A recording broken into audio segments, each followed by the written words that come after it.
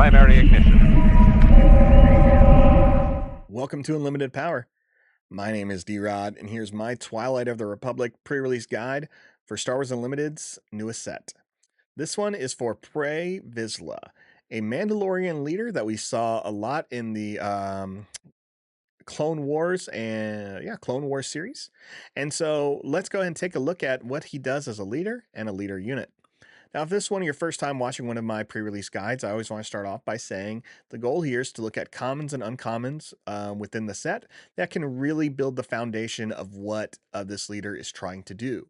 I'll definitely recommend or highlight a rare or two within it, but it's always a lot harder because you're only going to get 6 booster packs at your event, whether in the pre-release kit or just handed to you if it's a regular sealed. So the chances of you getting some of these rares and legendaries are very slim. It doesn't mean that the rares are bad to pair with Pre Vizsla, and it doesn't mean that any cards I skip are also avoidable. These are going to be cards that I suggest you take a look at, cards that I think pair well with them, and that I think are worth building a deck around. So let's take a look at him. As a leader, Pre says you can take an action, pay 1 resource, and exhaust him. There's some conditions here. Exhaust means you can only do this once per phase. And it says you can deal damage to a unit equal to the number of cards you've drawn this phase. This doesn't include cards drawn in the regroup phase. Okay. You don't draw until the end during the regroup phase. So in the planning phase, you have to kind of like give yourself draw mechanics to make this work. Already, I can tell you this is going to be very limited. There are not a lot of draw mechanics in this set. In other sets, yes, but in this limited set, very few if you do a search for draw. Now, as an epic action, you can deploy Pre Vizsla when you control 5 or more resources, which means you can do this early as turn 4. When they're deployed, they are a 4/5 unit. It says while you control 3 or more cards in your hand, this unit gains Saboteur. While you have 6 or more cards in your hand, the unit gets +2/+0. It's trying to reward you for having a lot of cards in your hand, but honestly, it's going to be very difficult. If you're keeping a lot of cards in your hand, they're either too big and you're losing advantage in the early game, or you actually drew multiple of the draw cards found within the set. You can't really plan too much for drawing a lot with Pre Vizsla. If you do end up playing him, it's because you got the right setup, or you're a big fan, or just ended up with too many red cards, and this was your only red leader. Besides Ahsoka, because you will get Ahsoka in your pre-release kit. But let's take a look at some cards I think will work well with them. Right off the bat, we're going to take a look at my favorite 3-drop Separatist unit here is a 5/2 B1 attack platform. The B1 is a 5/2, so you know it can really put some pressure on your opponent, but that 2 health means it's not going to stay alive for too long. Get it in there, let it get an attack, and be prepared for it to fall. Count Dooku has a great exploit mechanic. Now, this is going to be a rare. They cost 8, but with the new keyword exploit, you can lower the cost of Count Dooku. Exploit says that you can reduce the cost of a card equal to or by 2 for each unit that you sacrifice before you play the card. The value of cards that you can sacrifice is shown by the number.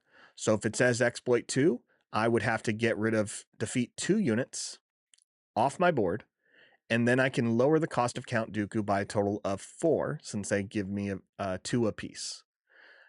Pretty great. Now, Dooku has Overwhelm. He's a 6/6. Paying 4 for that seems good. And he also says, when played, for each unit you exploited while playing this card, you may deal damage to an enemy unit equal to the power of the exploited unit. So if I got rid of 2 1/1s, I get to do 2 damage to something, 2 2/2s, 4 damage to something, etc., etc. Asajj Ventress also has the exploit mechanic. They are a 4 cost with exploit 2. They are 2/4, and they say you can essentially exploit this to pay 0. Now, on attack, Asajj says if you've attacked with another Separatist unit this phase, it gets +3/+0, giving you a 5/4 on the board. I'm a fan of cards like this.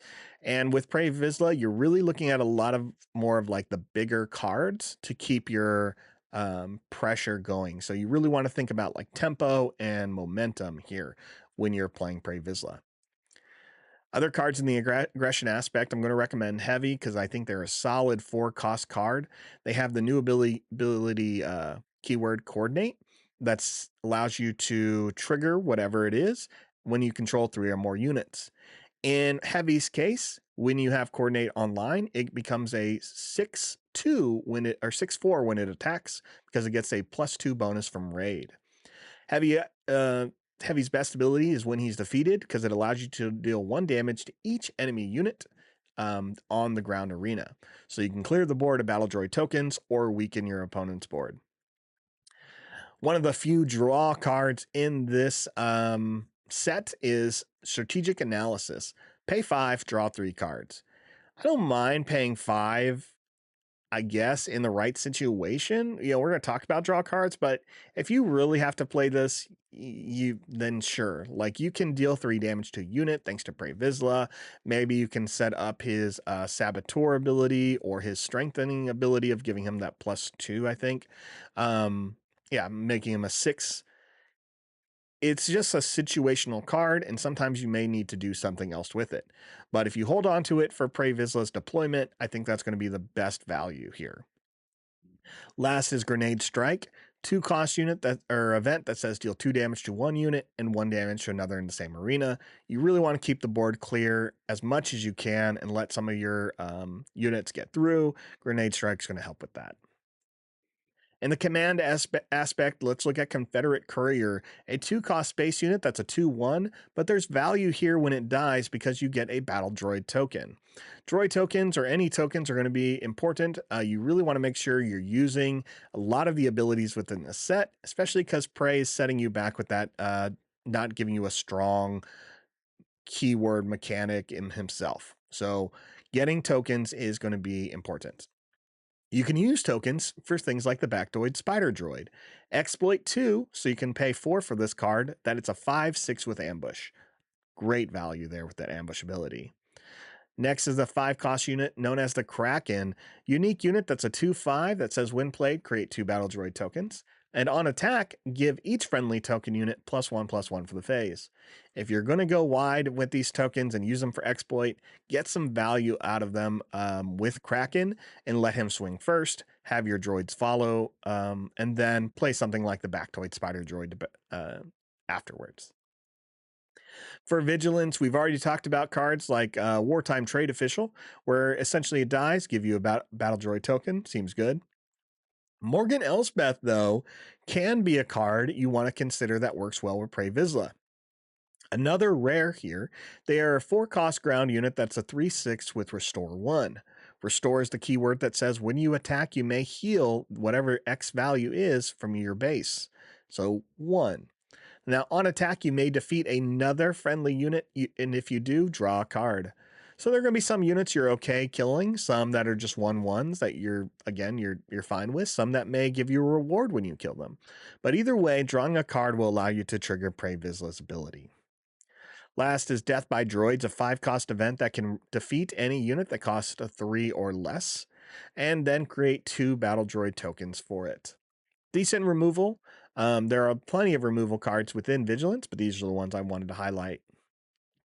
In Cunning, we have the Hidden Sharpshooter, a 4-cost unit that's a 4/3 ambush. I just don't think it really gets better than this with a 4-cost. That ambush mechanic really helps you, as well as, 4 is going to put a lot of pressure on some of those mid-range units, or even do half damage to a lot of leaders out there. On the Doorstep is a 4-cost event that gives you 3 battle droid tokens, puts them in play, and readies them. So you can pay 4 to have 3 1/1s in play. Maybe they're stronger because of units like the Kraken or other cards.